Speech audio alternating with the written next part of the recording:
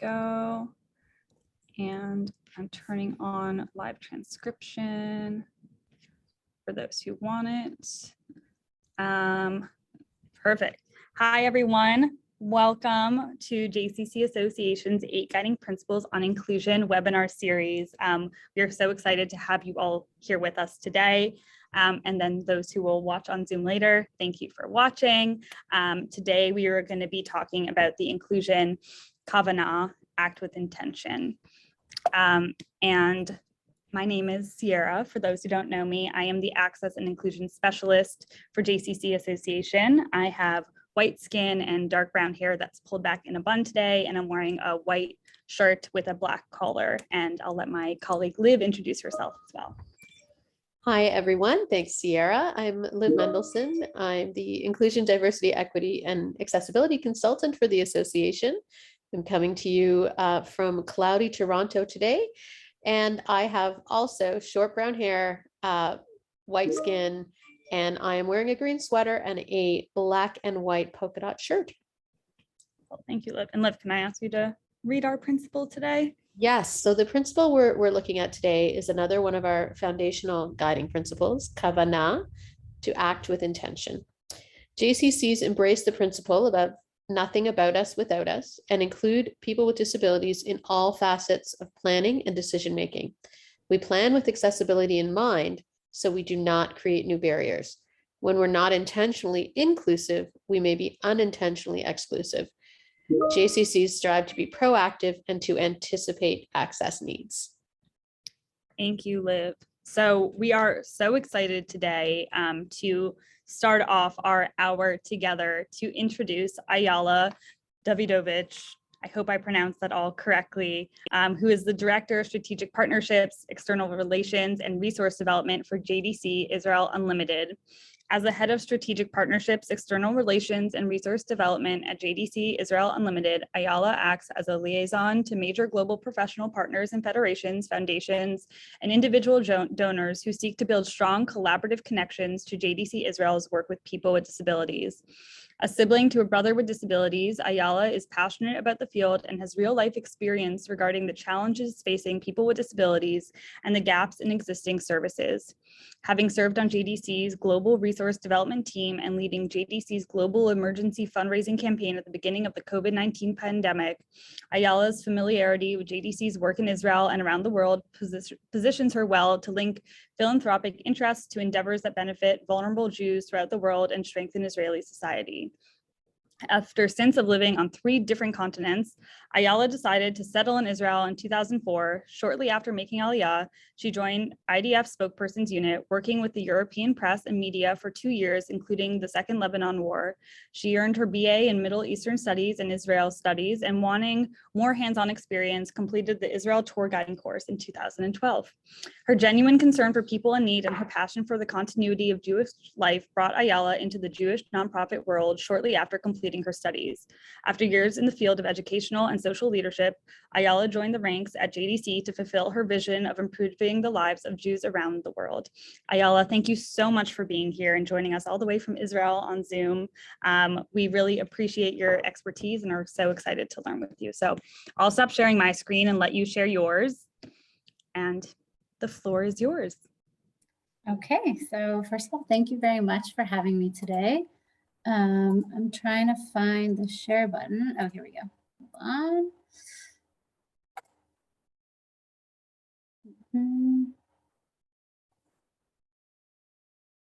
Can you guys see my screen? Is it like the split version or can you see the full screen? We're good? We're good. Okay. Okay, so that was, thank you, Sarah, for the very long introduction. I'm very excited to be here today. I was asked to speak today about acting with intention, and today I'm going to talk about how we do that at JDC Israel Unlimited. Just to give you guys a little bit of background, because I'm sure some of you guys know who we are and some of you don't know who we are. I'll just give you a little bit of reference. Why is it not moving? Okay, so JDC is the largest Jewish humanitarian organization in the world. We basically work in three sort of different buckets. The first one being providing humanitarian support, mainly to Jews in the former Soviet Union. Our second big bucket is working on strengthening Jewish communities around the world. And our third bucket is in Israel, where we work very closely with the government. We have a very strong partnership with them to provide services and to develop services and policy that essentially narrows the socioeconomic gaps facing Israeli society. We have 5 different departments working with youth at risk, the elderly, improving governance, employment, and finally JDC Israel Unlimited, which I will talk about today. And here we work on promoting independent living and closing gaps and providing equal opportunities to people with disabilities so that they can participate equally in society. Just to give you guys a little bit of a sense of the numbers that we're talking about. We're talking about worldwide. The number of people with disabilities in the world is about 1 billion people. In Israel, that's more than 1 billion people. In the US, I didn't do the calculation of how many people it is, but it's a lot. And again, depending on which country you're living in, it's something between 15 to 20% of the population. And for some of you, that might sound like a lot. For some of you, that might sound like a little bit. But if you're looking at the number of people on this call, 1 in 5 of us is living probably with some kind of disability. If we make that a little bit of wider, including family members, etc., that's a lot of people, even on this call, that might be affected by disability in our own homes. Another thing I want to keep in mind is that many of the disabilities are invisible. At JDC Israel Unlimited, we work at the wide range of disabilities, from physical disabilities to mental illness and psychiatric disabilities, autism, cognitive disabilities, and everything in between.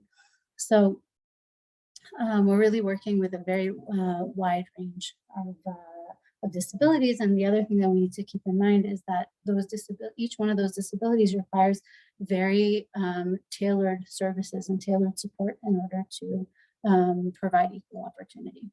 So at Israel Unlimited, our goal is to increase independence and autonomy by creating equal opportunities. And the way that we do that is by looking at 3 different lenses. We look at independence and autonomy. And again, the reason we talk about both of these things is because they're not the same thing. Independence talks about the person's ability to do things on their own, and autonomy talks about having choice and having the right to self-determination.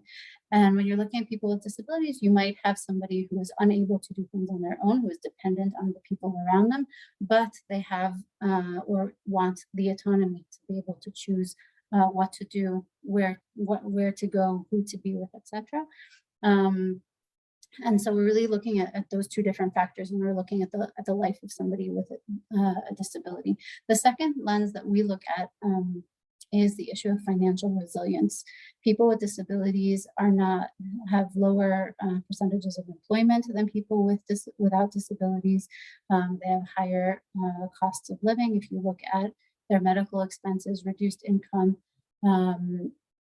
the different accessibility needs that they have that often are quite expensive. So the other lens that we look at is financial resilience. And the third thing that we look at is a sense of belonging. And because we're here we're talking about the JCCs, really what I want to focus on here is a sense of belonging.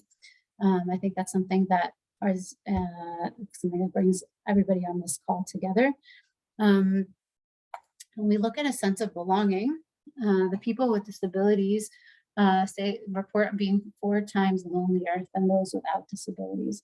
So while we have this kind of discussion today, I really want you guys to keep in mind that the JCCs are an opportunity for community. They're an opportunity to bring people together. This is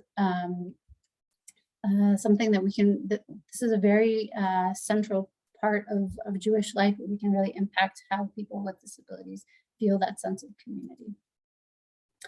So with that, let's create communities where disability is not a barrier.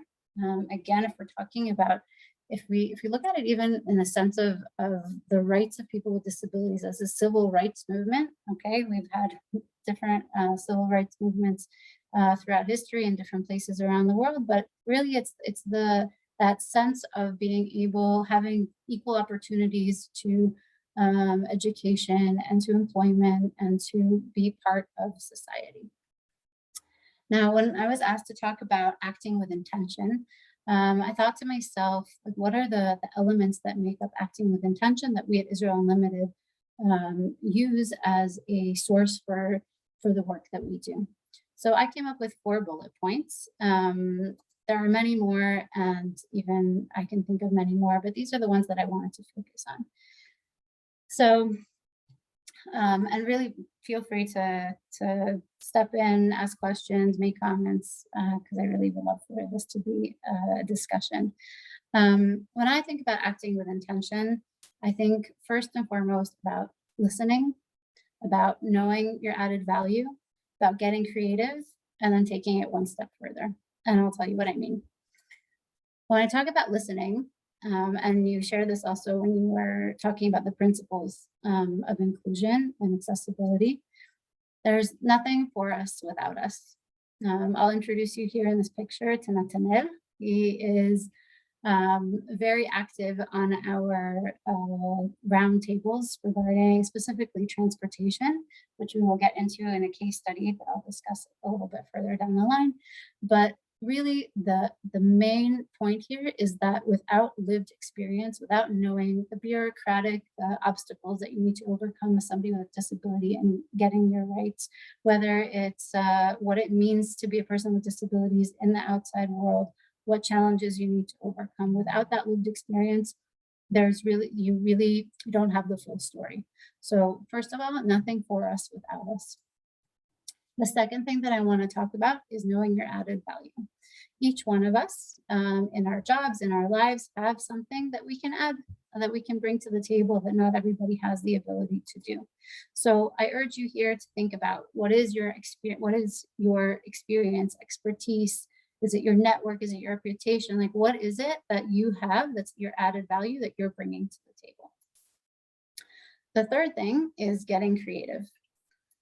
There's a quote that I love by Einstein that says that insanity is doing the same thing over and over again and expecting different results. If we want different results, if we want to create a more inclusive society, if we want to create a more accessible community, the only way that we can do that is by getting creative and doing things a little bit differently. And the fourth thing that I wanted to say here was to take it one step further. I'll give you a little bit of an anecdote here. I chose this picture because the sky is the limit. At JDC Israel Unlimited, one of the things that we're working on is bringing in the business sector and different parts of the business sector together to improve the services that they're providing for people with disabilities. If we have time, I'm very happy to get into how we're bringing that idea to the skies. But I want to really get into one of the case studies that I brought for you guys, which is the issue of transportation. So I'm going to ask you guys to join me here a little bit more actively. I have a couple of questions for you guys when it comes to public transportation and people with disabilities. Does anybody here have an idea of how many people with disabilities use public transportation? Of the people that use public transportation, how many of them are people with disabilities?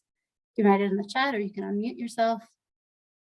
Wait, Ayala, do you mean people who, like in Toronto, sorry, we have Wheel Trans, which is a part of public transportation, but it's a dedicated service that you can reserve if you need, if you have mobility challenges. So do you include something like that in what you're asking? Is that specific? I don't know about how it works It's paratransit. A lot of cities have that, where within the public transportation system, there are specialized vehicles and specialized processes for like they're often door to door rather than requiring you to go to a specific station or stop. So is it something you need to order ahead of time, or is it something that it's something you would order ahead of time because it comes to your home to get you. Okay. So I wasn't talking about that specifically. I was looking more at, you know, public trains, buses, things like that. Anybody have an idea of the number, out of the number of people using public transportation, how many of them have disabilities? It's about Okay. 1.5%. Wait, what percent is it? 1.5%. If we look at the percentage of people in the US that have a disability that say that they have reduced their use of public transportation because of their disability, anybody have an idea how many people gave up on that option? 90. 70. Oh. 70. That's still a very, very high number. I'm going to ask you I'm going to add one more statistic here because I just found it quite mind-boggling. In the UK, they did a study and they asked people what percentage of people would think that public transportation should make special provisions for people with disabilities. Anybody? It was 93%, which is a great number. That's good. But then they asked a follow-up question and they said, how many people out of those 93% would want provisions made to public transportation if that affected the fare of the ride? It would increase the cost for them to make provisions to public transportation for people with disabilities. So that number dropped to 71%. So it's still a high number, but it means 20% less, more than 22% people less would want provisions made if it affected them financially. So those are numbers. And if we're talking about how acting with intention, we have a couple of things that come into the picture here. We have statistics, we have some of these numbers that we're working with. But the other thing that was really important here was listening to the public. Now, first, I want to take a step back and I want to look at the problem of public transportation, okay? Transportation is the way that we access life. It's the way that we get to work. It's the way that we get to school. It's the way that we see our friends. It's the way that we go shopping. It's the way that we interact with the community. And the fact that not enough people with disabilities are using public transportation means that those parts of life are not as accessible to them. Okay, so what we did at Israel Unlimited, we said, okay, we understand that transportation is extremely important to improving interaction with society for people with disabilities, and what are we going to do about it? So if we look back at those bullet points that I said before, and acting with intention, what we did was we listened. We surveyed over 6,000 people that were using public transportation. We said to them, what are the problems that you're running into? What is it that we can do better in order to make it easier for you to use public transportation? And again, if any of you guys want to unmute yourself and talk about maybe some of the ideas that come to mind for you, I'd be happy to hear what kind of challenges they came up with.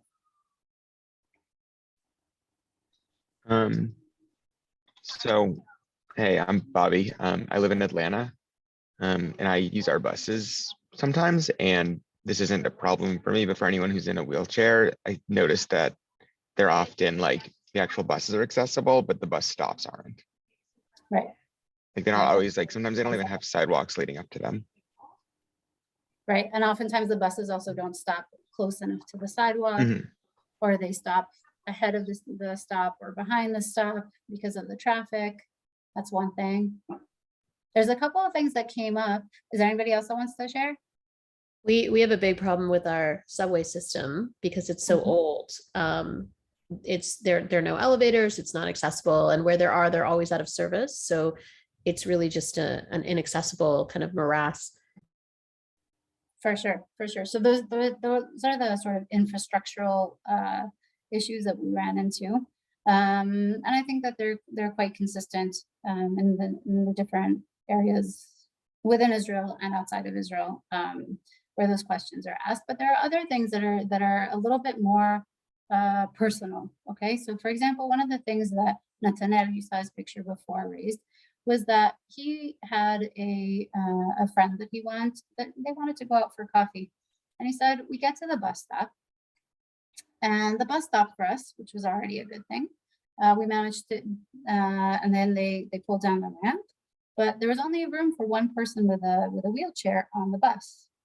So what does that mean? That means that whenever he wants to travel with a friend of his who is also in a wheelchair, only one of them can get on the bus at one time, which means that they're traveling at one bus after each other, or they can't take the same bus, or one of them needs to find a different way to get to where they're going. Another issue that was raised was that in Israel, if you want to take the train, again, it's usually you have to go a floor down or to get to the platform. And there's all kinds of obstacles that you need to overcome that only somebody with a special key and special access can open up for you. And so in order to get on the train as a person with a wheelchair, you need to schedule 24 hours ahead of time. Now, I don't know about you guys, but I have many times in my life run late, changed my plans, decided that I want to do something else. And if you're a person in a wheelchair, you don't have that accessibility and that sense of I can choose just like everybody else. I can choose now to, I don't know, take longer getting ready and to take the bus a half hour later, the train a half hour later. Or you know what, I don't want to go today, I want to go another day. And so all of these little scheduling issues become very what's the word I'm looking for? It makes you feel like you're not like everybody else, that you don't have that same flexibility that everybody else has. And so we listened to these issues and we said, okay, what are the things that we need to do? Where is our added value? Now, there's other organizations in Israel that deal with the accessibility of infrastructure, with making sure that the buses are to code and that the bus stops are to code. That's not where we had added value. So what could we do in order to make sure that more people with disabilities were using public transportation? So we decided, you know what, where we have added value is our partnerships with the government, with the Ministry of Transportation, with the Ministry of Health, with different organizations within the ecosystem of that deals with disabilities and with transportation. We have those partnerships. We're going to use them in order to create change. And we also have expertise. We have expertise in training, and we have expertise in providing support to people with disabilities. We had a program running for a very long time already for supported housing, helping people with disabilities who are already living independently in the community, training them on things that they need to know, the skills that they need in daily life. And we said, okay, we also know how to train people with disabilities on how to utilize the world around them and how to access the world around them. So that's what we decided to do. We created a training program for people with disabilities that taught them how to get around using public transportation.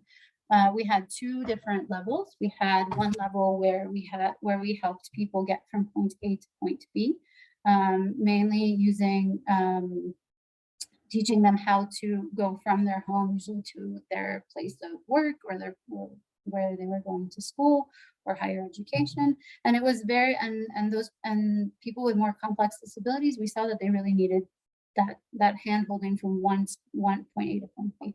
We also worked with people with less complex disabilities to teach them how to use the public transportation system in general. So the idea was not just to teach somebody how to go to one place, but to teach them how to go wherever they want, whenever they want, and to teach them the skills that they needed in order to do that. And that was where we had added value, because the infrastructure was already being dealt with by different organizations that had that added value. And we had the added value of let's actually teach people how to use transportation. But then we decided that's not enough. We're gonna get creative and we're gonna do a little bit more. So what we did was we realized that one of the main transportation tools that we use is an application called Move It. I don't know if you guys have it in Canada or in North America. You guys have it? Nod, yes, no. It's the largest urban mobility app in the world. Basically what it does is you put into the app, I want to go from my house to IKEA, and what's the best route to go. So you put those numbers in, that information into the app. It tells you take bus 25 to the central bus station, to the central train station. There, from there, take this on this train. From there, take this on this bus. Walk 5 minutes, and then you'll get to IKEA. Great, wonderful. But for people with disabilities, that app was not accessible, either because the app itself was not accessible in terms of the accessibility features that we often see in different apps. That was one issue. The other issue was there were things that were not relevant for them. So if I look at the app and it says to me, walk 10 minutes to get to your bus stop, and that will make this route available to you. If I'm not as mobile, okay, then I'm going to need 10 minutes to get to the bus stop. And then it could be that it's actually better for me to take a different bus, or it's better for me to wait half an hour and then my ride will be shorter based on the availability of the routes. So another thing that we did with Move It was we said, okay, let's make those changes inside the features that will allow me to put into my profile what the pace is that I walk, whether I need to go on public transportation during not during rush hour, because for me it's difficult to be around too many people, or whether I need a bus driver that knows how to interact with me in a different way. And so those features are now accessible within the Move It app. And we said, you know what, we're going to take it one step further. And what we're going to do is we're not just going to work with Move It in order to make their app more accessible. What we're going to do is we're going to use the data from Move It in order to better understand the travel trends of people with disabilities, so that we have more data that the government can use in order to make policy changes. So for example, if I see that people with disabilities are staying away from a certain area, it's worth looking at whether that area is just not accessible, whether there aren't enough buses or trains going there, whether the buses and trains going there are older and not to code and are not accessible, whether there are certain, for example, if we see that that areas like that are industrial areas where people with disabilities might be able to find jobs, but they are not able to get to those areas, then that becomes an issue for policy. And so we're really trying to expand the way that we look at the problem. So we started with trainings. We said, okay, one of the issues that we're running into is not being able to access the right routes. So let's work with Move It. Let's work with the business sector. We'll see how we can work together in order to make that more accessible. You know what? Let's take it one step further and use the data that we get from Move It in order to influence policy.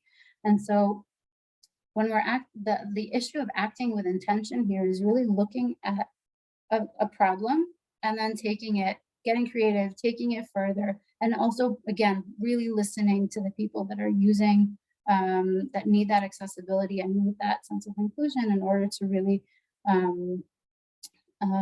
make the right changes.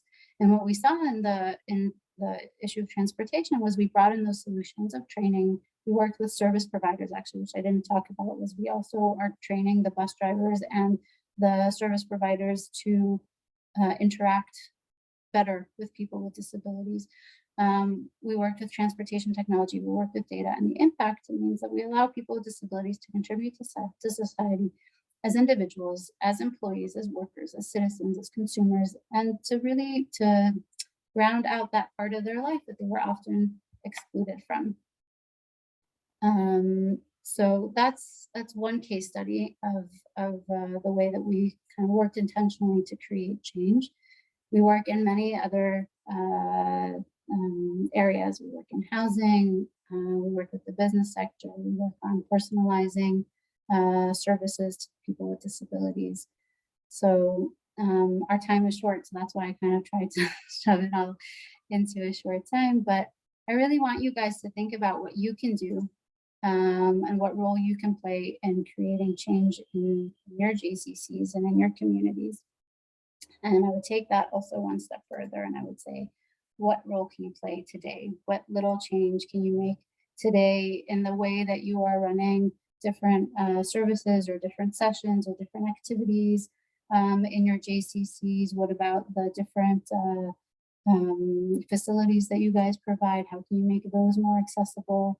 How can you take that one step further? How can you really create change in the sense of inclusion for people with disabilities? So that's the end of my presentation, but I'm very happy to take questions and to get your to hear more about what you guys are doing. I love your presentation, Ayala, because we talk so much about planning with intention from the start, and not creating new barriers, but you're also speaking to taking a system that wasn't planned with accessibility necessarily in mind and making that change to make it more accessible. And we all within our JCCs get to create new programs and new systems, but we're also dealing with things that we've inherited and trying to make those more accessible.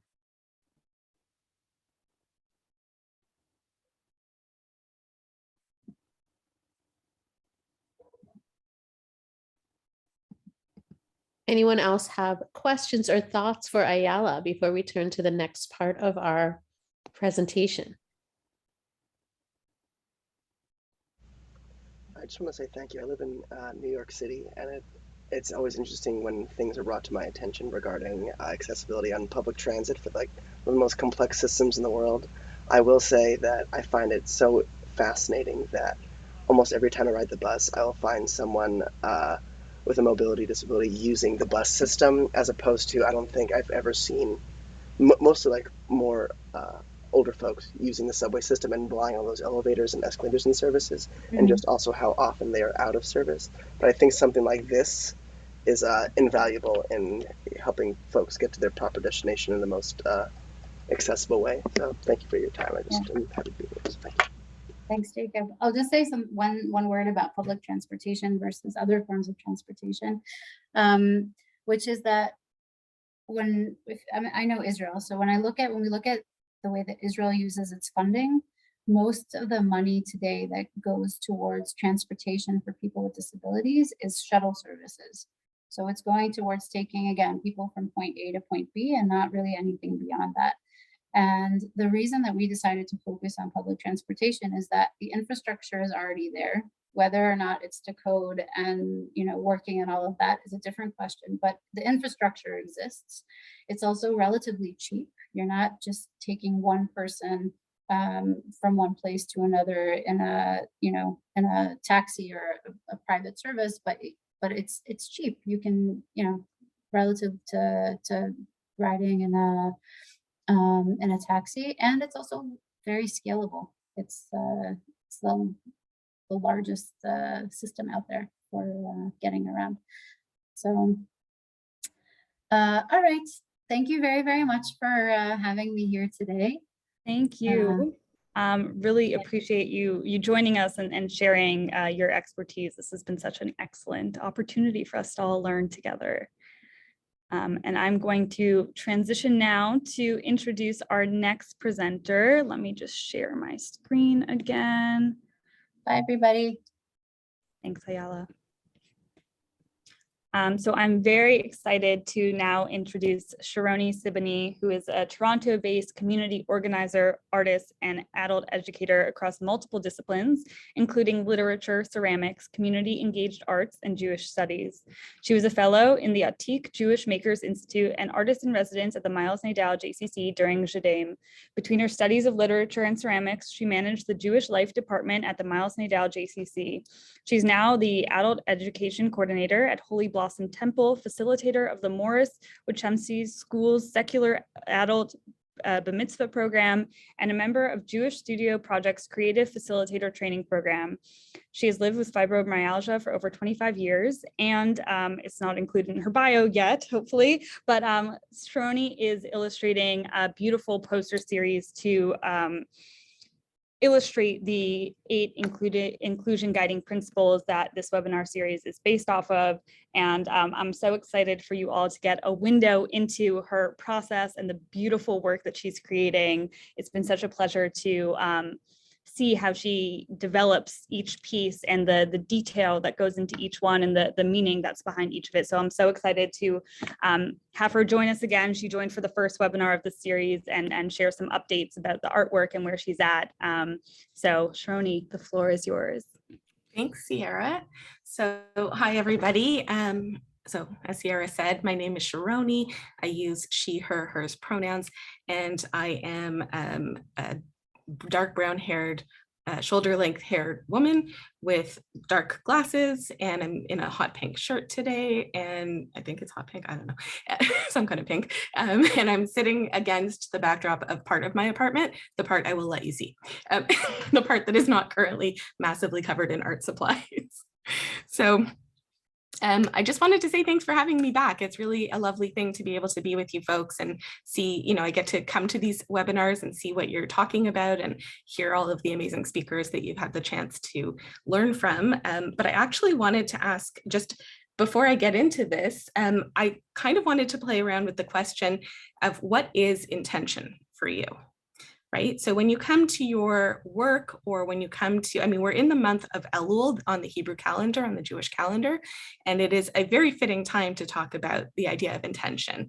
Elul is the last month of one year and a preparatory month for the coming days of awe on the Jewish calendar, for the holiday of Rosh Hashanah, the Jewish New Year, and the holiday of Yom Kippur, the Day of Atonement.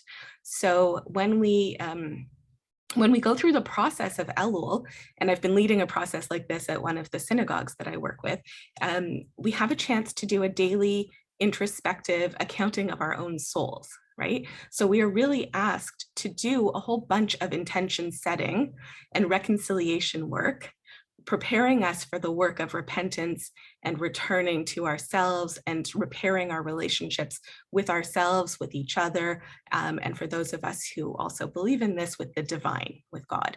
And this is a time where, you know, because of this intention setting process and it's being a full month long, it really has highlighted for me how much preparation even goes into some of my own intention setting, right? Sometimes something that feels like an intention emerges out of a lot of research, thinking, conversation, learning, and other spaces, right? And sometimes it emerges much more organically and spontaneously, like, oh, I know I need to do thing X now, or I'm called to do a certain activity, or to focus on a certain thing in my life, or to rest with intention, right? So I'm curious to know what's on your mind these days when it comes to intention. What does that mean for you broadly?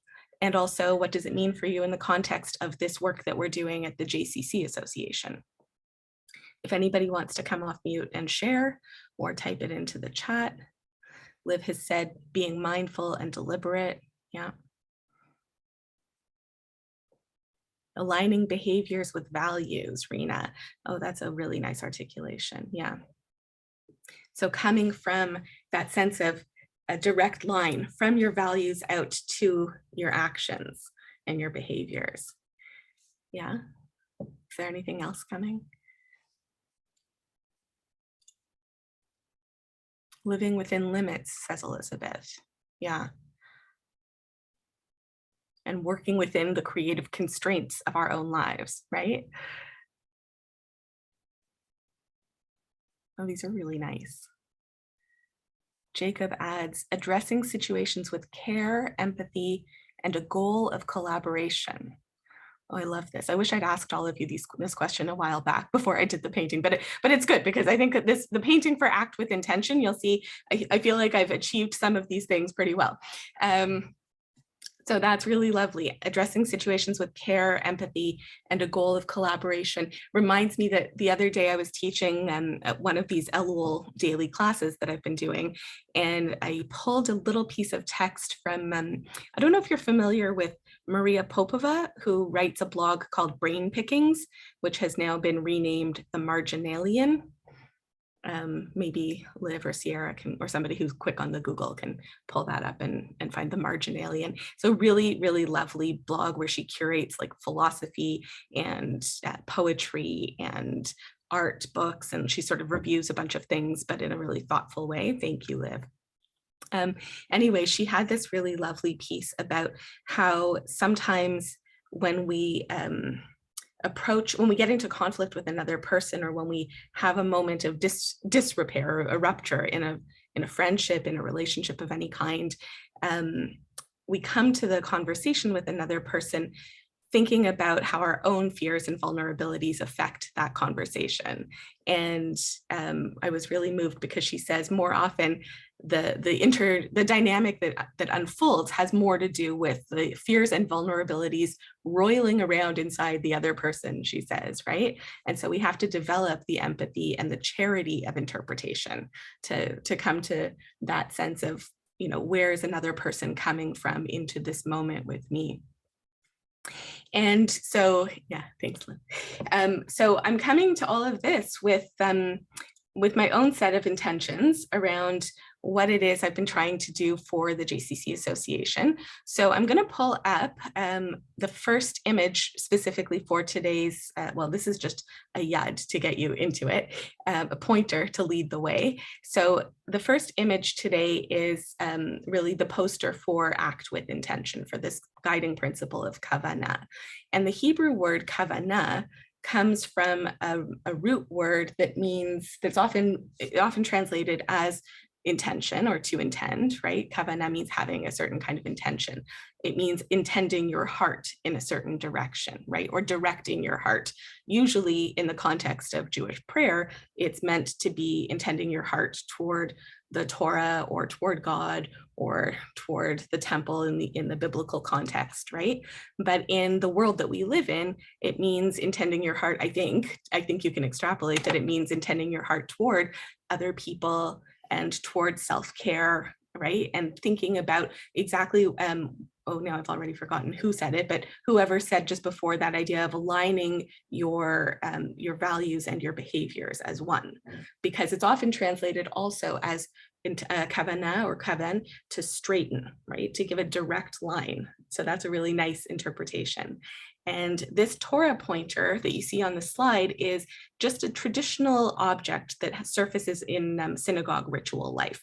And it's been the inspiration for the image I'm about to show you.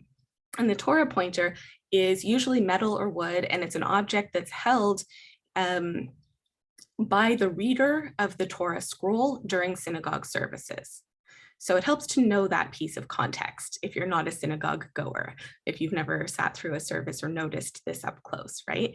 A synagogue prayer leader or a Torah reader will stand at the front and will read from a very ancient, sometimes new, parchment or papyrus scroll, right? Usually it's parchment. And the Torah is handwritten, and we're not meant to touch the scroll with our own hands. We don't want to dirty the ink or smudge it or get our oily fingers on it, right? So we use instead a Torah pointer to keep our place. And it's always what I imagine is a kind of prosthetic device, right? It's an extension of our arm itself or our hand with its own little hand attached. And that little finger at the end always keeps our place as we're reading from the Torah. And so what I've done here is I've created this image for the value of act with intention. This is not the photograph that will be provided to the JCCA. This is just me with my phone on an angle slightly. But this is, well, actually, I'm really curious, before I tell you what I've done here in detail, I'm really curious to know what you see in it. It's pretty much, I think, as big as I can make it on my screen. So if you need to enlarge it on your end, there should be a function to zoom in to somebody else, to the screen sharer screen on your Zoom app. But take a look at the details and tell me, what you notice and what you think is going on here. I'm just curious to see how you take it.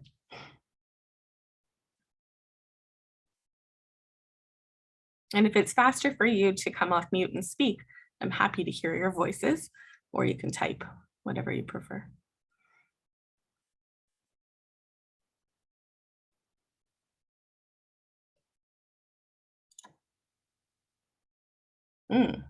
Rena says they assemble assistive devices. Yeah. So some of them are deliberately assistive devices. So I've reimagined this ritual object from synagogue life Yes, Alyssa, good. You're good at the ASL.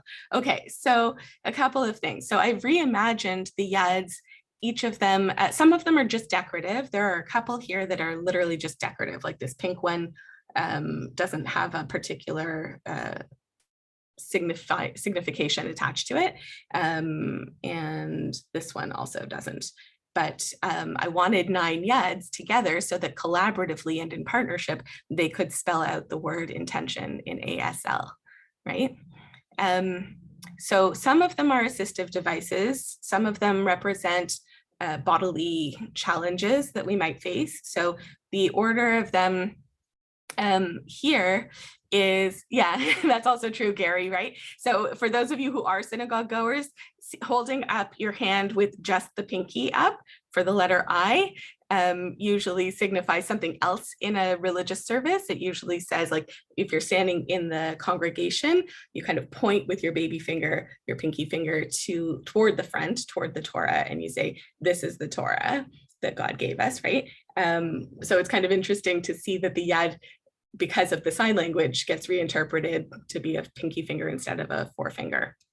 But the sequence basically is osteoporotic bone, was my attempt to do osteoporotic bone here, then a syringe, which could have any number of significations, I think, then a crutch, then a multicolored decorative yad, then a prosthetic arm, a cast, a pill bottle, a regular yad, and a blind cane, a white cane for blind folks.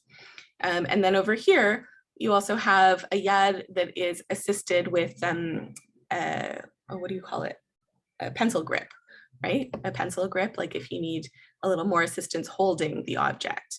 And over here, there's one that is in the shape of a spinal vertebra. And then this one has rheumatoid arthritis and a brace to go with it. So Jacob has added accessing Torah for all in different and unique ways. Much like the 70 faces of Torah, these hands show infinite possibilities in a specific criteria of accomplishment. Jacob, can you explain a little bit more what you mean by specific criteria of accomplishment? I'm not sure I immediately understand. Absolutely, yeah. So it's the idea that these 70 faces, like, yes, each face is like infinite in its own right, but there is a limited number. Like there's not 71 or 69 faces, but there is 70 exactly. And like there is the scroll of Torah, and how we approach it, there are infinite possibilities. But I think knowing that each person has to come from their own, even with an idea of bodily or any disability, they come to like any accomplishment or task achieved in life has a specific criteria that what the odds represent might be needed to assist in order to accomplish a certain thing, but the level of understanding and care and connection are infinite within that. Like once we have the tools to accomplish something within a framework and knowing how, it's just making that framework possible for people. And I think those yads do a wonderful representation and reflection of that idea in tandem. Thank you. Yeah, that's so lovely. And I'm just realizing that Sierra and Liv, I hope we can save the chat and the transcript, because some of your collective thoughts today are going to surface in my artist statement later. Thanks. Absolutely. It's all getting saved, not to worry. Because this adds even more layers of depth and richness to what I was thinking, I think. So I was thinking, such a thoughtful, beautiful group always. This is such a tremendous group of people. Yeah, no, it's wonderful to bring the work to you and get this feedback. It's really exciting for me. So I was thinking a little bit about not just the word kavanah, but also the word intend in English, because it comes from a Latin root, I'm told, from the etymology. It comes from the Latin root of tandare, which is to stretch toward. So I also like that there's a little bit of not just the extension of the yad that offers us that extra reach, right? But there's a hint of the aspirational in this. So I was really driven by the principle of nothing about us without us. I wanted to envision a policy document in this case. This is the JCCA's inclusion statement that I redid by hand here. And I wanted to do that in a way that it was like, we are collaboratively co-writing this and co-enacting this, right? That we are actually bringing this to life together, and that will be how we shape processes and programs and policies in the JCCs. And yeah, and I have to say, like, when I realized I had 9 things going and I could turn it into my ASL vision, I was so excited. Like, some of it just evolved sort of slowly and organically. Like, some of the details came to me as I was developing the sketches and even the layout of the final composition. So it was really nice to be able to work in these other details. Does anybody have any questions about this one or comments before I move on from it? Okay, so I'm just going to show you another 1 or 2, and then Liv, am I on just till 12:55 or? We can go till say 12:58. Does that work for you? Sure, yeah, because I wasn't sure what your timeline was for the end. So here, I have to say this one is not a piece that I expect to be obvious to anybody in one sense, but this was the piece or some of the details, I should say, shouldn't necessarily be immediately obvious to people, but maybe they will be. But shlemut, or wholeness, this was the first value that we did a webinar on. And I really struggled for a long time with how to depict a sense of wholeness from a Jewish lens in one image. And also to make it about disability issues, right? So that it had to have like that intersectionality. And this is what I came up with. So among the things that drove this image, I will tell you what I was thinking before you can, if you want to sort of type in some thoughts on what you see here, I'd be curious about that too. But the key was, for me, the idea came from 2 places that wove together in my brain. So one, I was learning Hasidut, sort of mystical teachings from a great teacher in California last year during my Atik class. And he mentioned that there was a Hasidic rabbi who taught that the human being, so I should say, the background is that the Jewish tradition understands that the world was created through language, through the Hebrew alphabet. And the mystics took this up as a stronger part of their interpretation of the world. And so they saw divinity in the letters of the Hebrew alphabet, right? And he said to me, there's a Hasidic rabbi who taught at some point that the human being is composed of the Hebrew alphabet from top to toe. And at the same time that I learned that from him, I was hanging out with an indigenous artist friend of mine who shared with me this medicine card about the spider, and the spider who wove the alphabet into her web in all the curves and corners and lines of her web. And then I thought, oh, that's brilliant. I can put these 2 together, and the Hebrew alphabet emerges from within the corners and curves and lines of our inner tissues. And so this was inspired by the idea of the fascia tissue, this connective web that holds everything together in our bodies. And I don't know how well you can see it, but if you zoom in on the arms in particular, the lower part of the arms, there are Hebrew letters that kind of emerge in red from the purple lines.